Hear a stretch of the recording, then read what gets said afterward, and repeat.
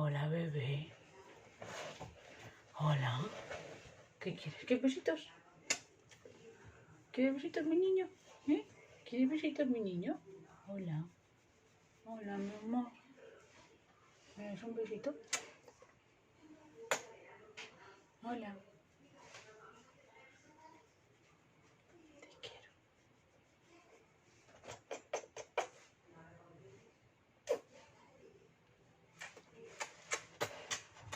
No me chupes el maquillaje, que te vas a poner malito. No quiero que te pongas malito, pues. Bueno, a lo que vamos. Esta introducción era necesaria, lo sabéis. Lo sabéis. Hola, Lucianos. Ya estamos un día más aquí. Yo vengo con otro vídeo que también os pregunté si queríais y me dijisteis que sí. Y estos son libros que nadie diría que me gustan, que recomiendo, que he leído, que lo que quieras. No sé al final qué libro... ¿Qué título le pondré?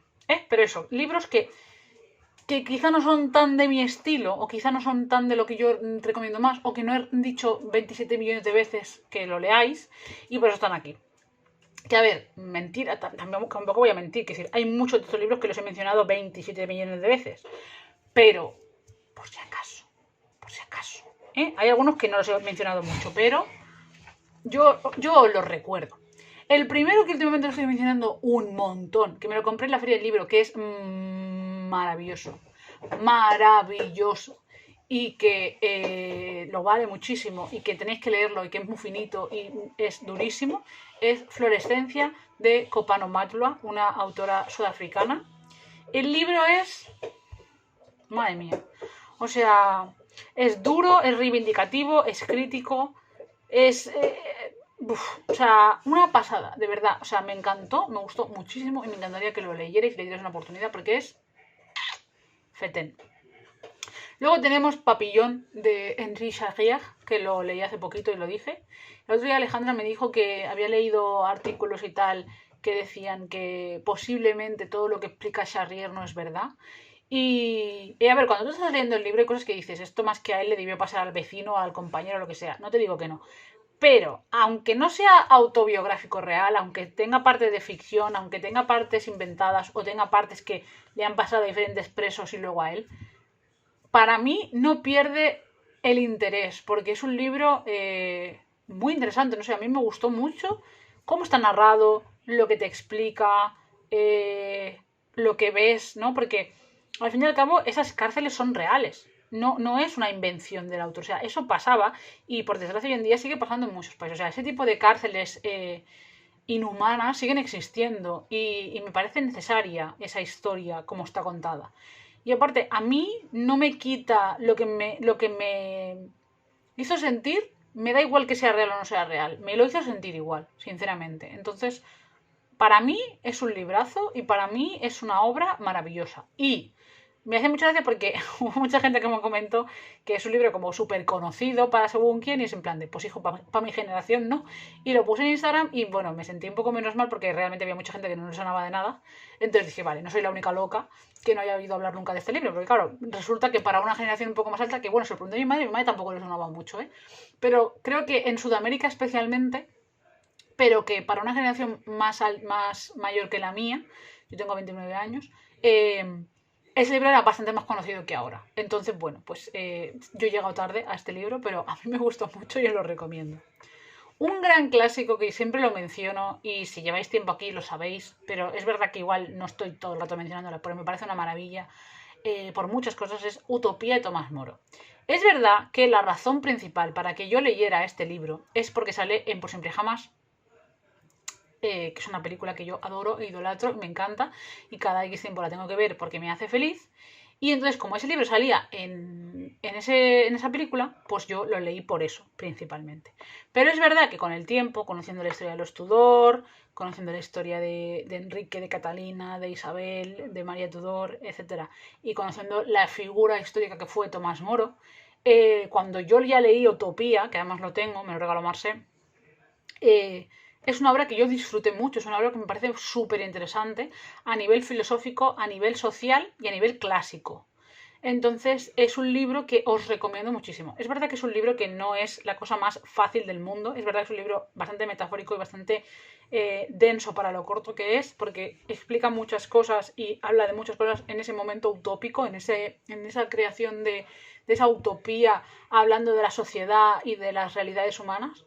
Pero me parece un librazo y me parece un libro que merece ser leído en cualquier momento de la vida por cualquier persona del mundo. Así os lo digo.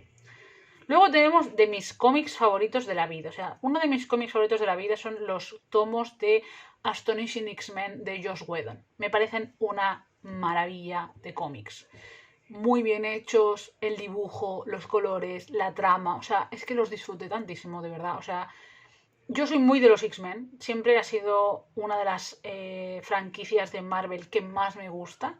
Me parece una invención maravillosa esa idea de coger a los mutantes, esa mutación genética que te hace diferente y cómo tratar las desigualdades, la intolerancia y la discriminación de los humanos hacia lo diferente usando esas mutaciones y cómo están los que responden a esa discriminación como Magneto, haciendo lo mismo que los nazis hacían con los judíos, y cómo lo hace el profesor Xavier con su escuela y con su adaptación y con su discurso de hay que hablar, hay que conocer, hay que quitar miedos, hay que dar ejemplo para que haya una convivencia real. Me parece una fantasía, me parecen que son súper complejos, súper interesantes y que es una de esas cosas en las que mucha gente pierde un poco la crítica y toda la complejidad que tienen esos cómics precisamente porque son cómics. O sea, vivimos en un mundo en el que todo lo que tiene dibujitos ya pasa a ser inferior, ya pasa a ser prácticamente casi infantil. Y muchas veces no le damos la importancia que tiene precisamente porque lleva dibujitos, cuando que llevara dibujitos tendría que ser algo plus, no menos. Porque si ya escribir una historia es complejo, imagínate escribir esa historia y dibujarla y plasmarla. O sea, para mí, y siempre le he dicho lo mismo, los cómics son un punto más, no un punto menos. O sea, ser capaz de escribir una historia y plasmarla, que tengas tanto la parte de historia en sí, como los diálogos, como el dibujo, es que me parece, o sea, me parece la obra de arte más redonda que hay. Entonces, esa idea pedante de considerarlo un género inferior es que no he entendido jamás. Y precisamente los cómics, cuando son estadounidenses, en todo este grupito del superhéroe, siempre se han visto como un friquerío de chaval básico en la guerra y la tontería. Y es verdad que hay personajes que su complejidad y su tropo de personaje pues es más básico. Porque yo, por ejemplo, no soy nada fan del Capitán América y creo que muchísima gente no reflexiona lo que Capitán América representa. Pero bueno, más allá de eso, que eso es una opinión personal y creo que muchas veces Estados Unidos nos la mete doblada muy fácilmente y la gente no lo analiza, precisamente los mutantes con sus múltiples facetas no hacen eso. Precisamente creo que es una de las franquicias mejor hechas y más complejas y potentes en cuanto a metáfora. Y esta época, igual que por ejemplo me gustaron mucho los tochales de Claremont, pero se les nota la edad y se les nota el tema Guerra Fría, creo que Whedon coge una época, un dibujo además, porque los dibujos son una pasada y el coloreado lo mismo, unas temáticas muy guays. Lo que no me gustó fue que los 4 primeros me encantaron, el quinto y el sexto ya los coge otro y el tono, el dibujo y la historia se va para otro lado. Y a mí eso me pone muy nervioso porque es en plan de, por favor, acaba el arco, tío. Y como que no. Entonces lo pasé mal.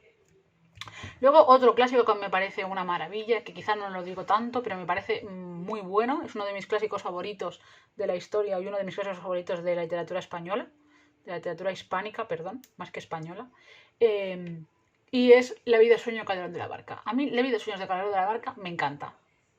Me parece un libro impresionante, súper interesante, muy metafórico, muy crítico.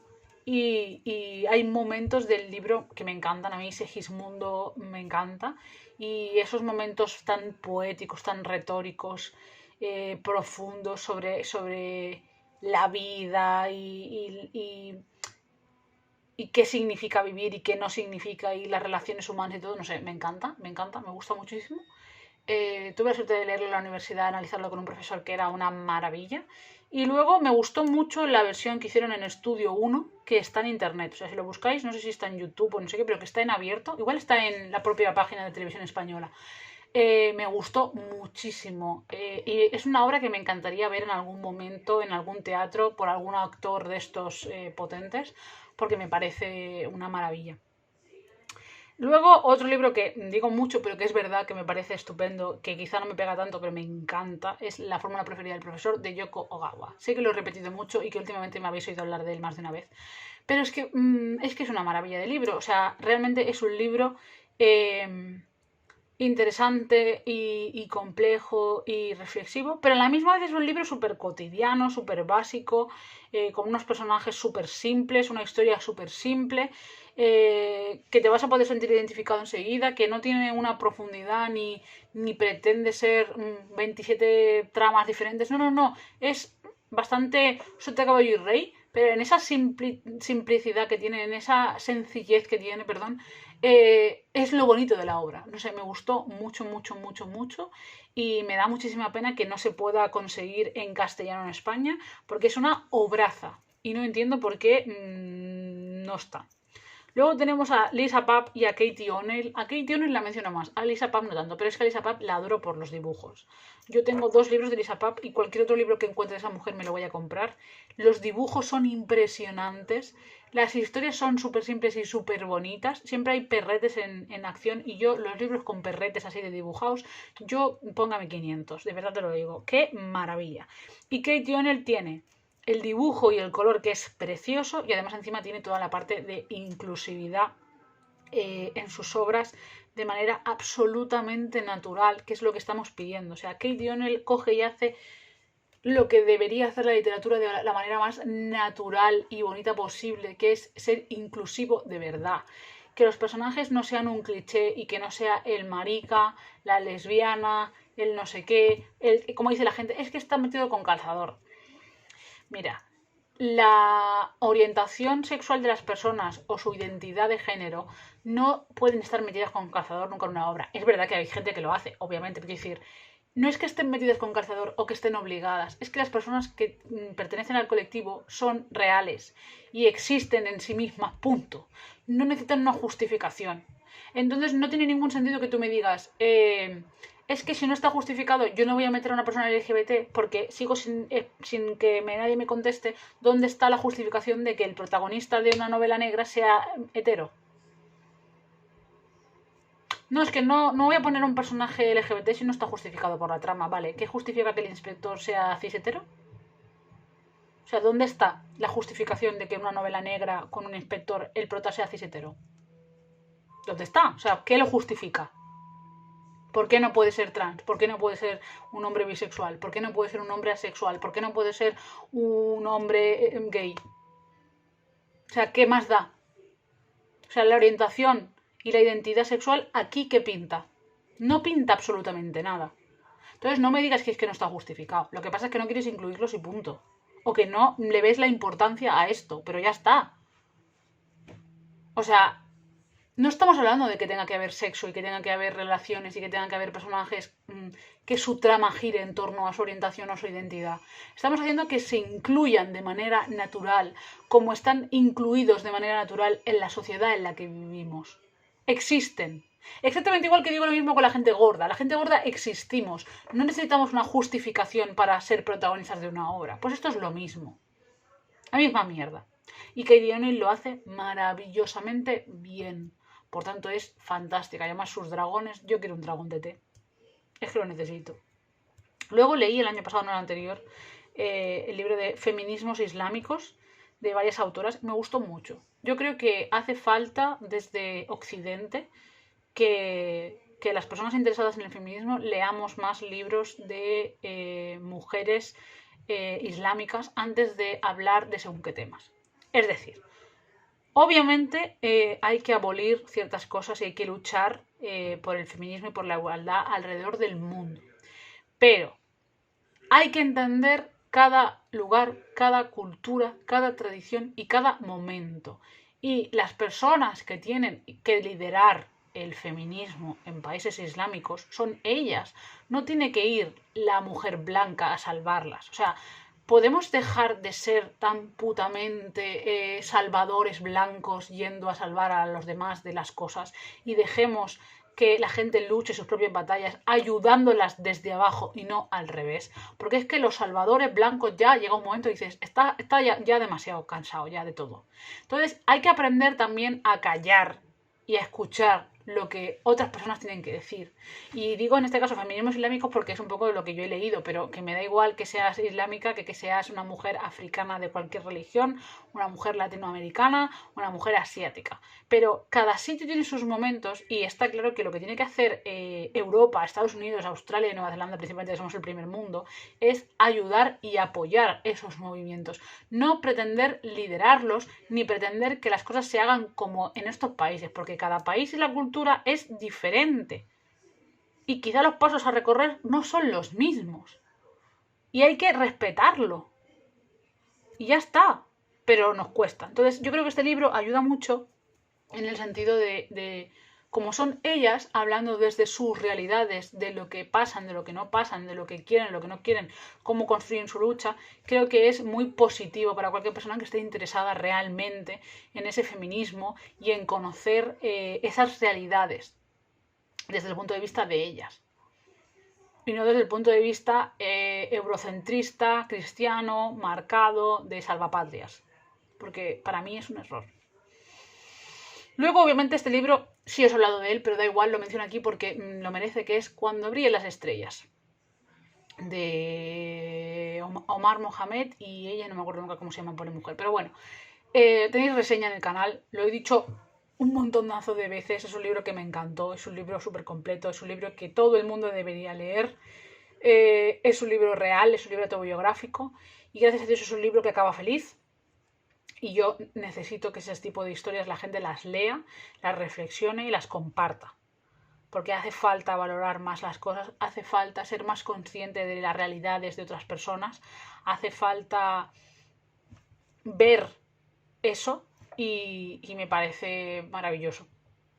Que también con este estaría el de Ousmane Umar, pero también lo he dicho muchas veces, pero bueno, da igual. Igual que digo Cuando brillan las estrellas, también tendréis que leer Viaje al país de los blancos de Ousmane Umar, porque es una fantasía, es una basada de libro durísimo, muy complicado, muy potente. Yo lloré muchísimo en ese libro, pero vale muchísimo la pena.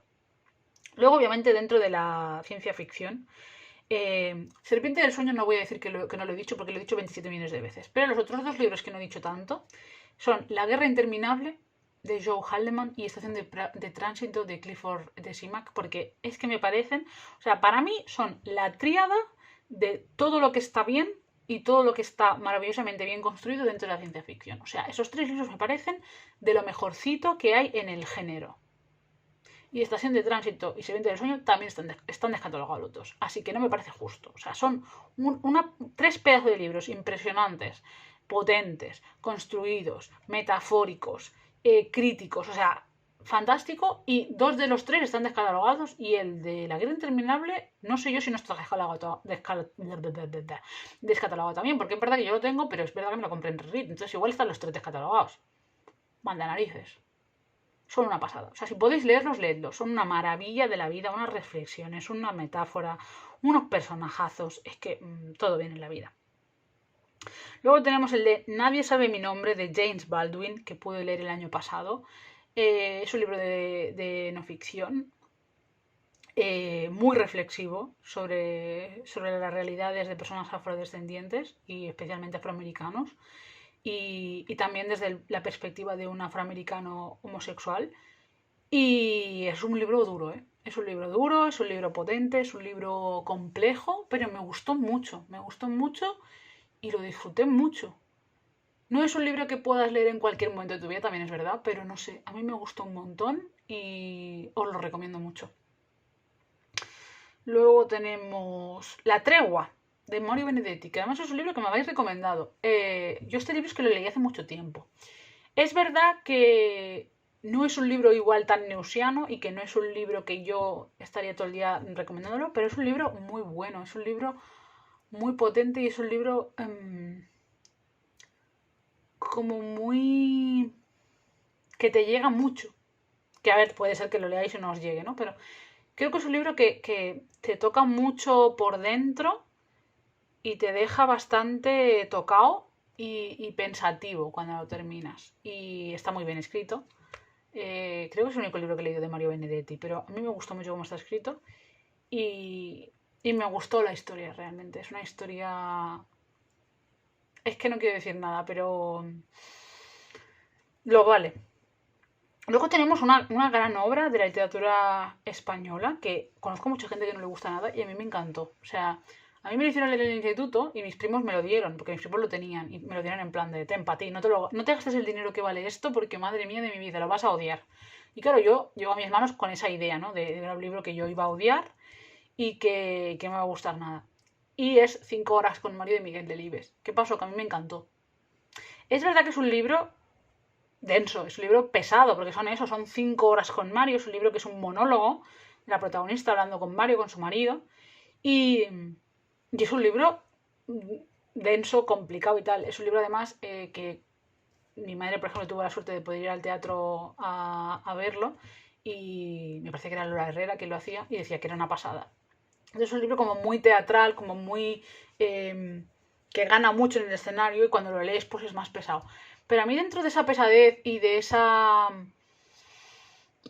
situación como más, como digamos, incluso cíclica, incluso todo el rato lo mismo, a mí me pareció un libro fantástico, porque me parece que en ese monólogo de ella, donde está recriminándole tantas cosas y donde habla de tantos temas, hay tanta reflexión, tanta profundidad, tanta complejidad, tanto momento de que ella se da cuenta de todo lo que no ha valorado, todo lo que no ha visto, todo lo que no ha tenido en cuenta, que es que lo disfruté tanto. O sea, es una obra que entiendo que no es para todo el mundo y que entiendo que puede llegar a ser muy densa, pero a mí me encantó. Me gustó muchísimo 5 horas con Mario. Y es un libro que seguramente no he mencionado mucho, que además tengo en casa, pero a mí me gustó muchísimo y es que no puedo hacer otra cosa que recomendároslo porque realmente es un libro, no sé, me parece bastante completo en todos los sentidos porque toca muchos temas en una época además muy compleja en España, con muchos frentes abiertos, apenas tiene personajes, apenas tiene trama más allá de ese monólogo y aún así es, no sé, es abrumador el libro. Entonces, si no lo habéis leído, dadle una oportunidad. Luego tenemos otro libro de no ficción que es La familia en desorden, de Elizabeth Rudinesco. Yo lo leí hace ya un par o tres de años. Es un libro que habla de los modelos de familia, de cómo ha sido durante la historia la familia, de cómo se ha visto esa familia. Entonces, hablando de la familia y de la familia como ente y como tal, te habla de muchos temas, entre ellos, pues, tanto el machismo como el colectivo LGBT. Porque, claro, entra en conflicto el machismo y el heteropatriarcado de cómo la familia se ve como un hombre y una mujer, donde ella cuida, donde ella está pendiente de la crianza, no sé qué, no sé cuánto, y el tal. Y luego también el modelo de familia de por qué un hombre con otro hombre no es una familia, por qué una madre soltera con un niño no es una familia, por qué otro tipo de relaciones y de realidades, cómo chocan con esa idea de la familia y el núcleo familiar como algo concreto y que no puede cambiarse, y cómo esa evolución y cómo la sociedad lo hay y cómo hay ciertas clases e historias que no quieren que eso cambie, etcétera, etcétera. Y no es un libro que te puedes leer del tirón, obviamente, porque es una ficción, es un ensayo bastante complejo, pero a mí me gusta un montón y creo que lleva muchas reflexiones y temas importantes sobre la mesa y que te deja, pues eso, dándole una vuelta y poniéndote algunas cositas en plan bastante claras. Luego es un libro que me recomendasteis mucho para terror de este mes, pero es que yo ya había leído. Entonces, es como cuando... Es verdad que yo no había hablado mucho de este libro nunca, pero claro, me hizo gracia porque todo el mundo me lo recomendaba y en plan, es que ya lo he leído, que es Déjame entrar, de John Ajvide Lindqvist. Yo lo leí hace un montonazo de tiempo, o sea, hace mucho tiempo que lo leí. Y no lo he releído, ¿eh? Pero decir, me acuerdo perfectamente del libro, me acuerdo que vi la película nórdica primero y luego la americana. La americana es malísima, la estadounidense es malísima, la nórdica es muy buena, sin ser como el libro, pero bueno. Y es un libro a mí me gustó mucho. O sea, es un libro, no sé, me pareció realista, dentro de lo que cabe, porque no lo es, pero me pareció realista. O sea, me pareció truculento, morboso y macabro por una parte, pero por otra parte es muy bonito y es muy... el valor de la amistad, la confianza, la lealtad, o sea, tiene como lo oscuro del mundo y lo claro del mundo, ¿no? Es como yin y yang. Pero me parece muy profundo y muy interesante como obra realmente. Y la película, la original, está muy bien también. Pero vamos, es verdad que yo no es un libro que mencioné mucho, pero lo he leído, me gustó. Creo que es de los pocos libros de terror así como más conocidos que me ha gustado mucho. Y, y bueno, también quería compartirlo con vosotros porque ya me lo preguntasteis. Pues sí, lo he leído, me gustó, lo recomiendo mucho. Si no habéis leído terror de ese estilo, está muy guay. Luego un libro que leí hace poco por culpa de Nelly, bueno, hace poco, este año por culpa de Nelly, que también es un libro que me parece súper interesante, que es Las poseídas de Stepford de Ira Levin. Es un libro que es otra distopía clásica para mí, por lo que tiene, y es un libro con una metáfora y una crítica que te mueres, o sea, es como el cuento de la criada, o sea, es ese nivel, o sea, es un libro escrito por un hombre, pero que lo que hace es hacerte una pedazo de crítica brutal a la mujer, al papel de la mujer en sociedad y a cómo los hombres durante muchísimos siglos han considerado a esa mujer perfecta, o sea, habla de lo maquiavélico y lo tenebroso que sería el encontrar ese punto de la mujer perfecta. Esa mujer perfecta de los chistes, de esa mujer físicamente muy atractiva, rubia y tonta, que hace lo que tú quieres, que está a tu disposición todo el rato, que no tiene voz ni voto, que no se queja, que no habla mucho, que no gasta, que no pide, que no... Es que es como una muñeca hinchable en un mundo real con una crítica y con un final. Yo creo que lo más bonito de ese libro es el final. Bueno, lo más bonito, obviamente bonito no es, pero lo más impresionante del libro es el final. Y la película de Nicole Kidman no la veáis porque es una patochada. O sea, es como coger ese libro y hacer una caricatura, ¿vale? No es una adaptación del libro real. Pero el libro y la profundidad que tiene el libro. O sea, es que hay esos libros que dices, pero ¿cómo este libro no está leído, hablado, vendido 80.000? Además es otro libro que está descatalogadísimo. Ese libro tendría que estar en todas las librerías hoy en día. Ese libro es importantísimo que se lea, es importantísimo. Es que muchas veces te vas a pensar y dices, ¿hasta qué punto la industria editorial no se ha preocupado de borrar según qué libros de la historia? Yo llego a un punto en que ya te hace pensar, porque el poder está metido en muchas cosas.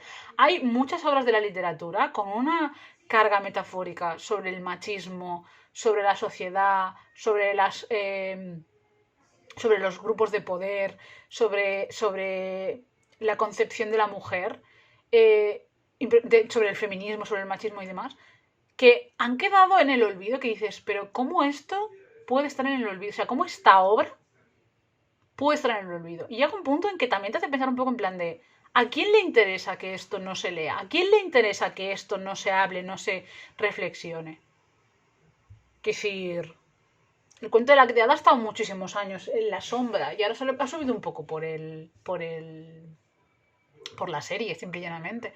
Pero a mucha gente le interesaba que ese libro no estuviera, que ese libro nunca se hubiera considerado con las distopías clásicas. Durante muchos años las distopías clásicas han sido Orwell, Huxley y Bradbury y punto. Y ese libro debería estar con esas tres. Igual que nosotros de Zamiatin. Zamiatin también está maravillosamente olvidado precisamente porque es ruso, porque es comunista y porque su libro, siendo una crítica hacia su país, también es una crítica hacia el capitalismo radical estadounidense. Entonces no interesaba. Entonces llega un punto en que dices, joder, todo esto tiene unos tufitos ya oscuros y maquiavélicos que telita.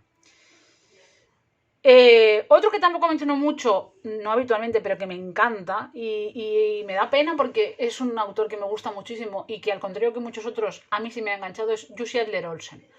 A mí sí me gusta la novela negra. Lo que me pasa con la novela negra es que yo soy muy puñetera y a mí la novela negra, para mí, una buena novela negra, es una novela donde no me espero las cosas. O sea, yo a la novela negra le pido que me sorprenda. Le pido que me dé casos que me dejen pensando. Le pido que me hable de las monstruosidades y de las maldades del ser humano desde la realidad. y le pido que me haga pensar y que me atrape y que me entretenga. Entonces, a mí los libros rollo Agatha Christie, que sé que es muy amada por la gente, no me gustan porque me los veo venir. O sea, yo con Agatha Christie el problema que tengo, y es mi problema, o sea, yo soy consciente que es mi problema y que a mucha gente no le pasa, pero mi problema es que muchos libros de Agatha Christie que he leído, cuando llevo 5 páginas ya sé lo que va a pasar. Ya sé quién es el asesino, ya sé qué va a pasar. Entonces, yo, si en la página 5 ya sé quién es el asesino, no lo disfruto. No porque me tenga que ser un plot twist de cagarse, porque hay libros de Jussi Adler-Olsen que también he visto venir cosas, pero el desarrollo y la historia me parecen muchísimo más interesantes. Los de Agatha y estilo Agatha me parecen muy predecibles, me parecen muy típicos. Y a mí eso se me queda corto, se me hace pesado. Entonces, a mí, por ejemplo, con los nórdicos, con Stieg Larsson, el primero me gustó, pero yo los dos siguientes no. Y muchos autores de este estilo, por ejemplo, también me pasó con Verdon. El primer libro de Verdon a mí me pareció... O sea... no. El segundo me gustó mucho, el tercero me volvió a decepcionar. Entonces, soy muy puñetera. Y una de las pocas sagas que no me ha decepcionado ningún libro, en plan, tanta diferencia, ha sido Jussi Adler-Olsen, con Departamento Q. Es verdad que hay libros que me gustan más y libros que me gustan menos, pero dentro de esa variedad me parece una serie muy buena y me parece que merece muchísima más visibilidad de la que ha tenido, porque siendo un autor nórdico ha habido muchos autores y autoras que han tenido mucha más fama que él, y para mí sus libros son más interesantes, más complejos y más tochos, y más su novela negra es mucho más potente que otros que se han vendido como churros, bajo mi punto de vista, con mi gusto personal, que conste. Y lo último que voy a decir, porque son dos autoras catalanas, dos autoras que me gustan mucho y dos autoras que no menciono mucho en el canal, pero que realmente recomiendo muchísimo y que seguramente no juntaréis conmigo, pero me representan mucho y sus obras me gustan un montón, son Mercè Rodoreda y Montserrat Roig. Son dos autoras que creo que tienen una literatura impecable, una literatura muy potente. Mercè Rodoreda es una grandísima autora de narrativa, de vida, cotidianidad y humanidad. O sea, tiene unas obras maravillosas, además muchas de ellas ambientadas en esa Barcelona gris, como Nada de Carmen Laforet, que maravilla. Y Montserrat Roig es una gran relatista, es una mujer, además, una periodista que también tiene libros de no ficción maravillosos, y es una mujer y un referente lésbico de la literatura, que hace unos escritos y unas historias fantásticas y que os recomiendo un montón.